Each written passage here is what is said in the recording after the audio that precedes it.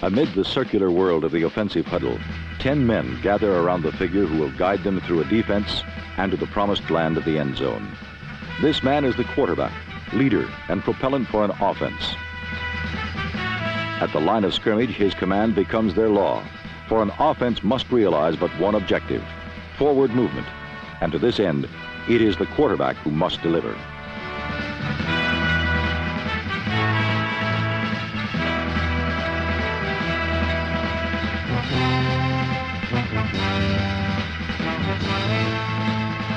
Probing sudden strikes can dent, then seriously damage a defense. For these sprays tighten coverages and enable a quarterback to shatter a secondary deep.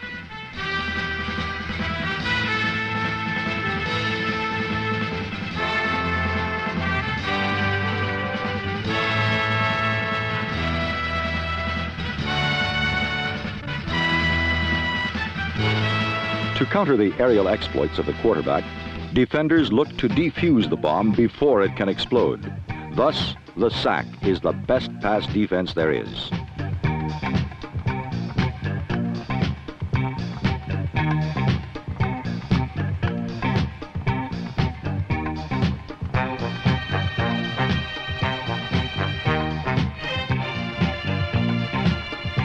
Facing the rush, a quarterback can either lose his head or else hope to slip the clutches of the rush long enough to air home a completion.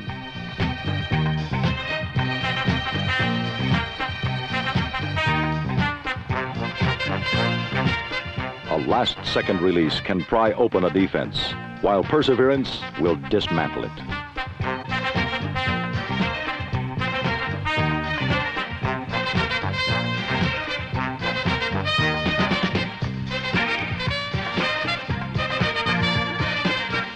One quarterback who thrives despite a hard frontal assault is Oakland's Kenny Stabler.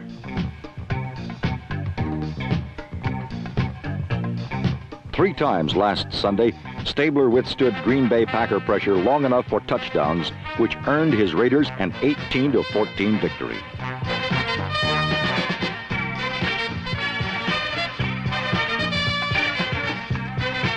Utilizing the talents of receivers like Cliff Branch, number 21, Dave Casper, and Fred Biletnikoff, Stabler has carved his mark on secondaries throughout the league. However, unlike Kenny Stabler, who leads an offense with a cool and calculating precision of a veteran, Seattle's rookie signal caller, Jim Zorn, directs the expansion Seahawks with little more than a wing and a prayer.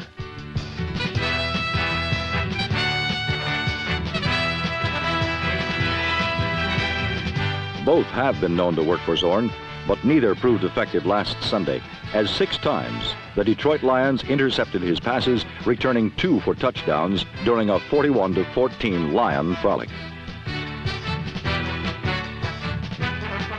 As Zorn faltered against the league's top-ranked defense, Lion quarterback Greg Landry excelled against the league's worst, shelling Seattle with 3 touchdown passes.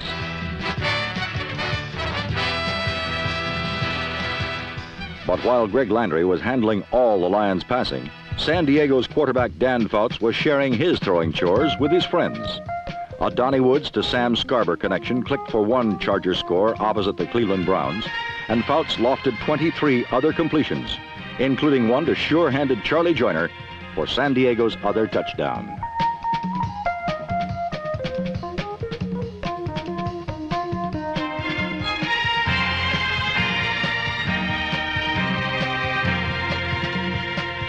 Though Fouts rallied the Chargers to a 4th quarter lead, the Browns overcame them with a surprisingly polished performer of their own in Brian Sipe, who smartly directed Cleveland through the Chargers and to their 4th victory of the season.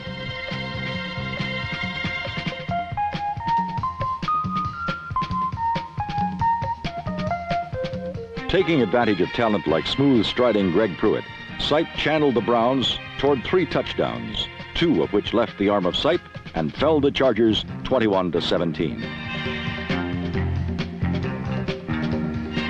For Kenny Stabler, Greg Landry, and Brian Sipe, last Sunday was another step toward measuring themselves against the yardstick that gauges all quarterbacks: victory. To these go the glory. To the others, disappointment. Yet with the coming Sunday, all will be equal once more. as each must prove himself once again.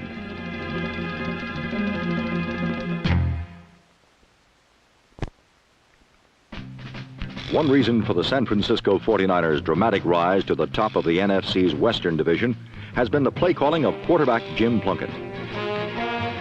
But last Sunday, the Atlanta Falcons charged into the 49ers' backfield so fast, one might have suspected that the Falcons knew what Plunkett was saying in the huddle.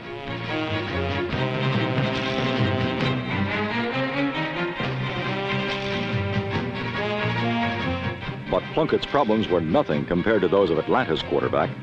The 49ers lead the NFL in quarterback sacks. They crushed Kim McQuilkin 8 times and completely obliterated the Falcons' offense.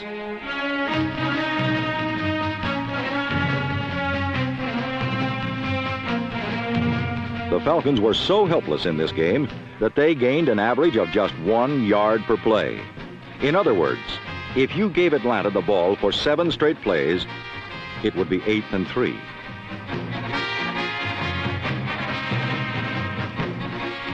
I hope the 49er defense doesn't line up on the runway at the airport in front of our plane. We'll never get home, said McQuilkin. The punt team added to Atlanta's woes when this wayward center snap flew out of the end zone to give the 49ers a safety.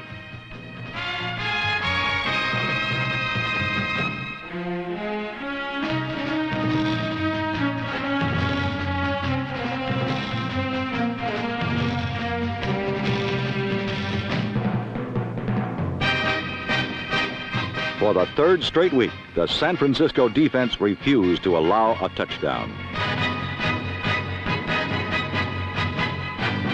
In this game, the 49ers defense made enough big plays to control the contest and eventually set up this touchdown plunge by Kermit Johnson.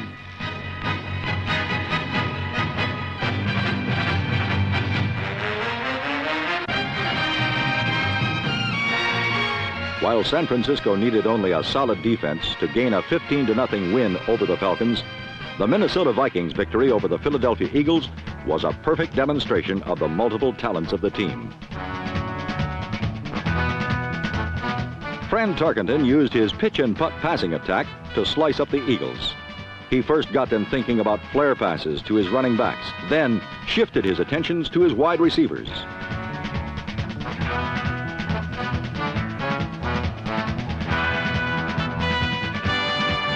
Number 28, Ahmad Rashad, collected 1 pass from Francis for a touchdown. Then Sammy White, number 85, pulled in another for a 35-yard scoring strike.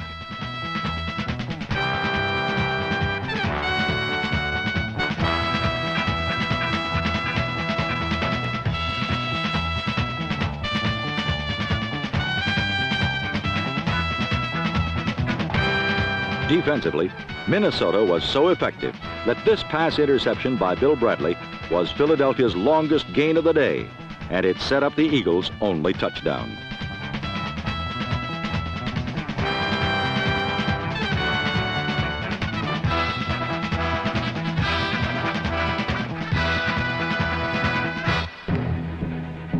Chuck Foreman, the NFL's leading scorer, went through Philadelphia like the Metroliner, rushing for 200 yards. Foreman scored twice and led Minnesota to an easy 31-12 win.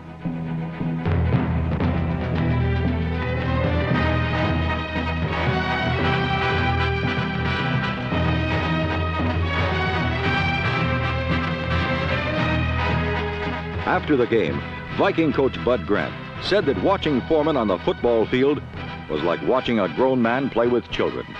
Said Grant, "I've never seen a more talented player." Well, Baltimore coach Ted Marchibroda has.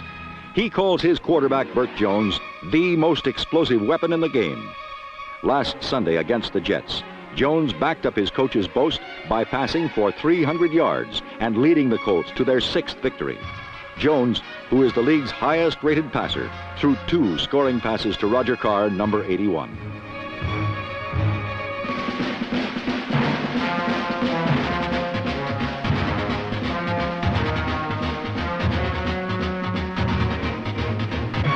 "We didn't play that well," said Burt. In fact, the final score made the teams look more evenly matched than they were.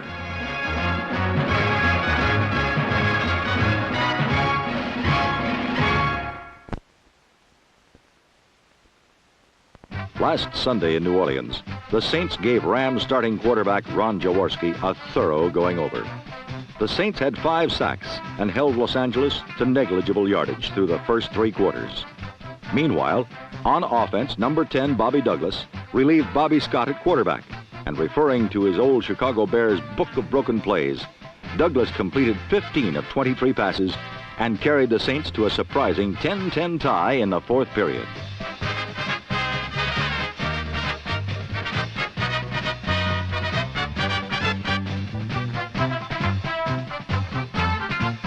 Number 34, Tony Galbraith, scored the only touchdown for the Saints, partly because New Orleans passers were besieged with 9 sacks, sometimes aided by their own blockers.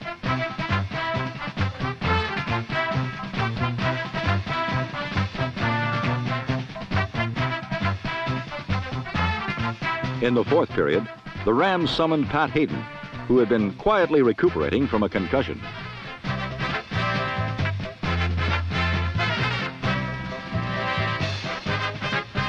Ron Jesse's catch was one of only 2 completions for Hayden. The others sailed 40 yards to wide-open Harold Jackson, and the Rams were able to remain just 1 half game behind San Francisco at the season's halfway point.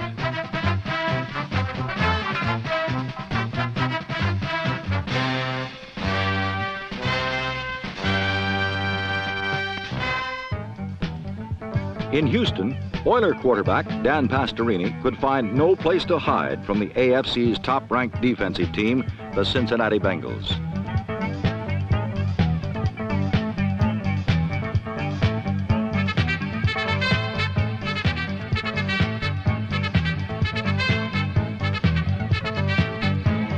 Pastorini was grounded 6 times by the hard-charging Bengal Lancers, and he was also forced into 3 interceptions, one of which tilted things Cincinnati's way in the opening minutes of the game.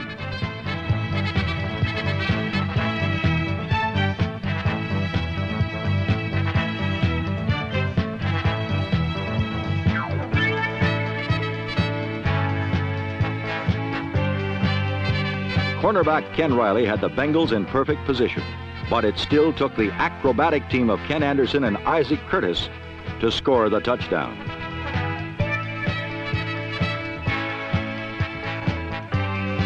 When Anderson left with a bruised hand, number 11, John Reeves, scored with his first pass of the day, a beautifully executed screen to tight end Bruce Coslett, number 88.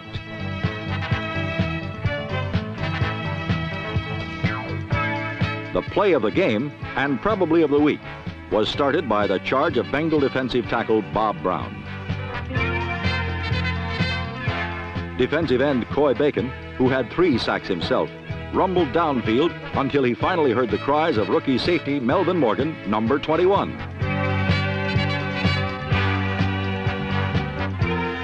The 80-yard fumble recovery clinched Cincinnati's 3rd straight over Houston, 27-7, and left the Bengals alone at the top of the NFL's most competitive division, the AFC Central. Number 80 is Denver's wide receiver kick returner Rick Upchurch. Last week, Kansas City coach Paul Wiggins said of Upchurch, "There is a point where respect evolves into almost fear. And with Upchurch, we got to that point."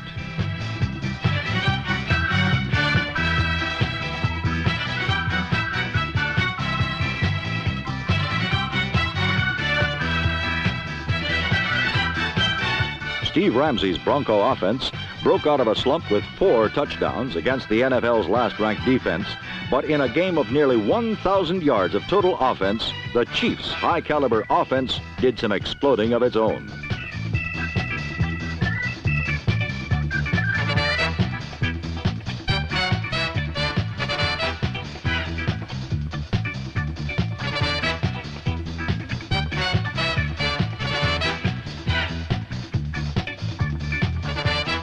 Despite a point-a-minute shootout, there was just one player who stole the show.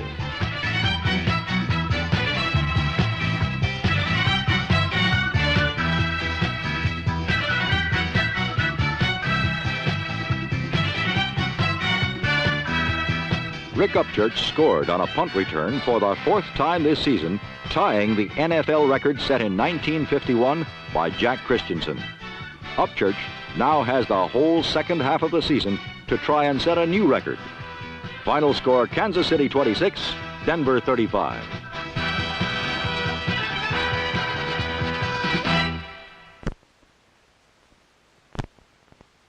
At Giant Stadium, rookie Steeler quarterback Mike Krutzik overcame the disguises and changeups in New York's pass coverages by outrunning his inexperience.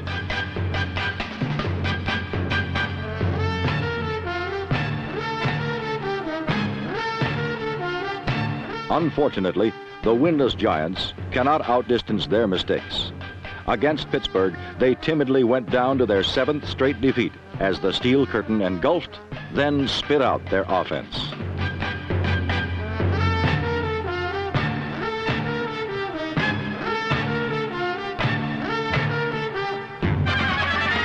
Totally enfeebled, the Giants were shut out, a humiliation that cost quarterback Craig Morton his health and third-year head coach Bill Arnsparger his job. The resurgent Steelers were not awesome, just surgical and precise in the manner they carved up a New York defense that has been decimated by injuries.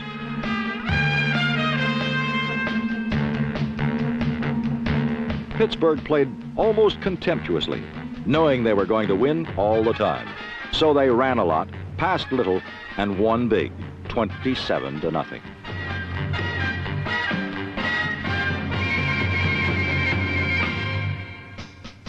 At Orchard Park, the Bills and Patriots needed a fresh supply of sure grip as 11 fumbles turned both offenses sour.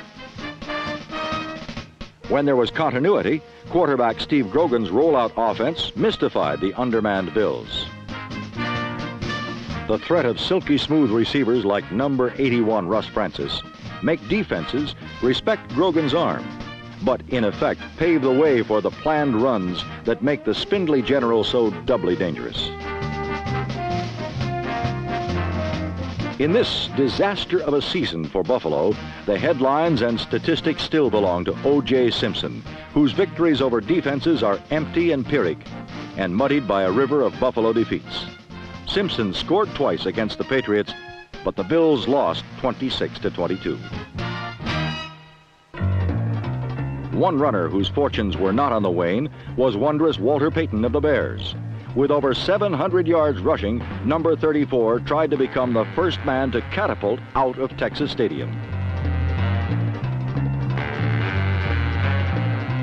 Held to 41 yards, Payton was hamstrung by the doomsday defense that cut off his escape routes and made him circumnavigate the field like Magellan on an uncharted course.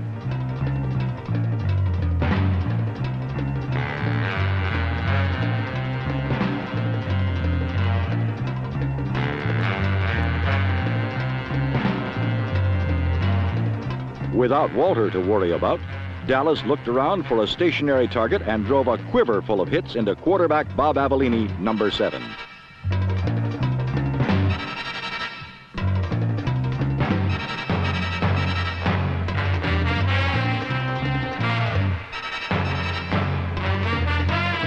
On the day, the Bears managed but 100 yards passing and running, while Roger Staubach orchestrated the many soloists in the NFL's number 1 offense.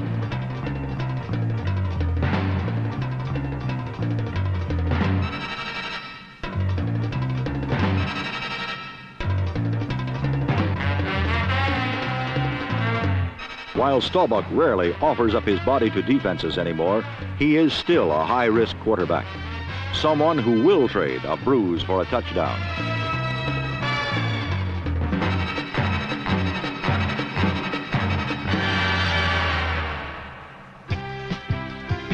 Staubach suffered a fractured finger in the second half, and for the next 2 weeks, the complicated Cowboy offense will be directed by rookie Danny White, who almost turned a surefire win into defeat.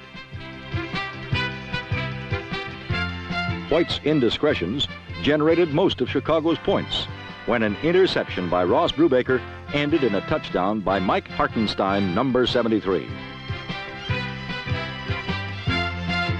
For 3 years, White was the trigger man for Frank Cush's pro-style attack at Arizona State, a place where quarterbacks who can't throw 60-yard bombs are converted into tight ends to toughen them up.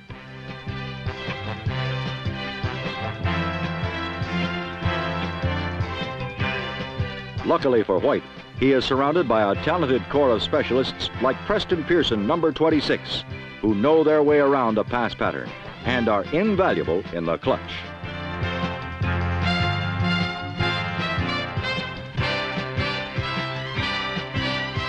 The Cowboys have a pair of backs who run and another pair who catch.